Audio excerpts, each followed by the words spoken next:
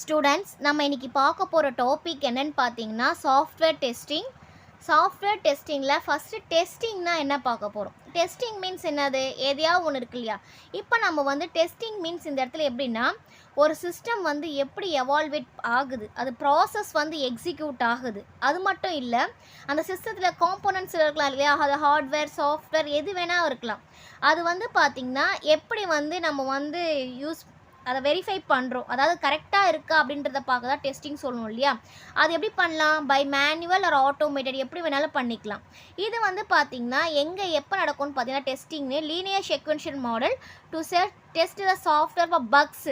அதாவது இப்போ லீனியர் செக்வென்ஷியல் மாடலாக வாட்டர் ஃபால் மாடல் சொல்லுவோம் இல்லையா, அந்த வாட்டர் ஃபால் மாடலை நம்ம டெஸ்ட் பண்ண போது பக்ஸ் எங்கெல்லாம் வருது அப்படி அதை பார்த்துட்டு, ஏன்னா பக்ஸ் மீன்ஸ் எரர் எங்கே வருது, அப்படி வந்துச்சுன்னா அந்த எரரை கரெக்ட் பண்ணுறது தான் பார்த்தீங்கன்னா டெஸ்டிங் அப்படின்னு வந்து சொல்லுவோம். இதனால் நமக்கு என்ன ஆகும்னு பார்த்தீங்கன்னா குவாலிட்டி வந்து இம்ப்ரூவ் ஆகும். இது வந்து நிறைய நேரத்தில் சாஃப்ட்வேர் டெஸ்டிங்லாம் வாட் இஸ் டெஸ்டிங்கிறது 1 மார்க் ஆர் 2 மார்க்கில் நமக்கு வந்து கேட்கலாம். நெக்ஸ்ட்டு பார்த்தீங்கன்னா த பர்பஸ் ஆஃப் டெஸ்டிங்கு, எதுக்காக இந்த டெஸ்டிங் வந்து நம்ம பண்ணுறோம் அப்படின்னு பார்த்தோம்னா, அந்த டெஸ்டிங் வந்து பார்த்திங்கன்னா அட்லீஸ்ட் ஆஃப் த டைம் ஒரு ப்ராஜெக்ட் இருக்குன்னா அந்த ப்ராஜெக்டில் ஆஃப்லேயாவது நம்ம என்ன பண்ணுவோம், ஓரளவுக்கு வந்துட்டு அப்புறம் நம்ம டெஸ்டிங் பண்ணணும். ஏன்னா நம்ம டெஸ்டிங் பண்ணும் போது தான் பார்த்திங்கன்னா நமக்கு தேவையான ரிசல்ட் வந்திருக்கான்னு நம்மளால் பார்க்க முடியும். இது என்னென்ன பண்ணும் அப்படின்னு பார்த்தீங்கன்னா, சாஃப்ட்வேர் எரர் இருந்தால் அது வந்து கரெக்ட் பண்ணுறதுக்காக நம்ம டெஸ்டிங் வந்து யூஸ் பண்ணுறோம்.